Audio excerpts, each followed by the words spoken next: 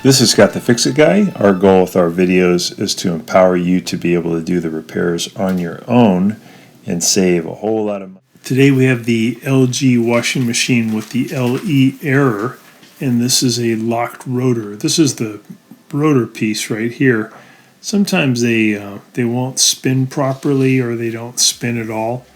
Here's the machine trying to do the spin cycle. So you can hear the drains active, and just every now and then you see a little bit of motor activity. But sometimes what happens is the plastic hub in the middle of the rotor has plastic splines, and they go on a metal motor shaft. But if the machine gets overloaded, sometimes those splines get stripped, and then when the motor spins, it's not able to really move the spin basket the way it should, or sometimes it can't move it at all. That's one of the reasons you might get an LE error. So what we're going to do for this machine is try to get it out of this closet. I sprayed some Windex underneath its feet, and I'm going to be pulling out the washer and the dryer together.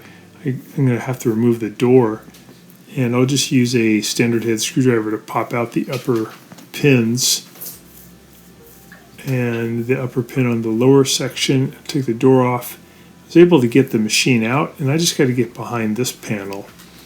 Got it unplugged, and take out these 4 Phillips head screws, and that's going to give me access to the rotor.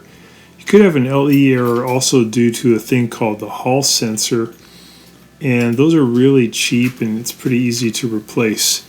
It's a little bit hard to diagnose which thing is causing the LE error, but it is fairly common that the Hall sensor is the culprit, and it's a lot less expensive than the rotor. So that might be the first thing to try. To get the rotor off is pretty easy. Use a 17mm socket, and you get it in position for loosening, and then you need to, a couple ways you can do this. One way is you can whack the end of the ratchet with a hammer. In this case I used a pair of vice grips, and that just gets it loosening. Another thing is you could have somebody reach in and grab the spin basket inside, hold on to it while you undo the bolt. But if you're by yourself, you can just give it a whack 3 or 4 times, and they'll start to loosen, and then you can grab the rotor and just spin it off yourself. They're usually on there pretty tight, which is good because it has to have a tight connection to the motor shaft. Sometimes the thing underneath the rotor, the stator, can be defective, but I'd say in my experience it's usually either a stripped plastic hub underneath this bolt, or it's the thing called the Hall sensor, which is in the lower left-hand corner underneath this rotor. So I got off the washer and the bolt. I'm going to grab it. I'm going to wiggle it off. It has a lot of magnetic tension, so you have to pull pretty hard as you wiggle to break free of the magnetic tension that the rotor has. So once you get it off, when you have the new part, basically all you're going to do is just reverse order what we just did. Here's the hub, the plastic hub in the middle, and sometimes those splines get stripped. Here's down where the Hall sensor lives. You have to take out these 10mm bolts to take this rotor thing off to get to the Hall sensor, but it's pretty easy.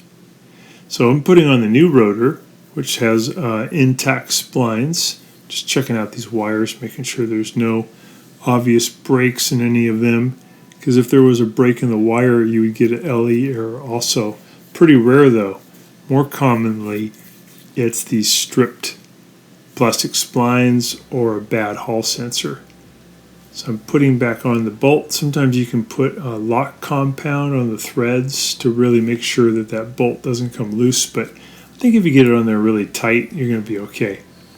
So I'm putting it on by hand first, and then when I get it pretty tight where the rotor starts to spin, what I'll do is give it a few whacks again. You can just use vice grips, but you can use a hammer, and that's just to get it extra tight. And then hopefully when you fire it up and do a spin cycle, you will be back to normal. The way I'm doing spin cycles, I'm turning it on, and I'm going to select turn it on. I'll select the spin speed. I'll make it go to the high spin speed, the highest setting, and press start. It'll give me a 24-minute drain and spin cycle. And that should do the trick.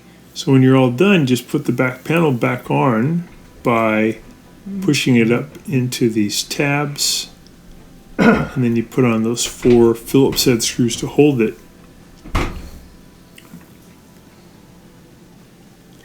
And to get a rotor that fits, just put your model number in a Google search and look under the term rotor, and you should have a proper connection. Amazon sells them pretty cheap. It has good selection, can get them to you fast. Here's one of the ones for the LG washer. I'm not sure if this will fit your model, so you have to just double check.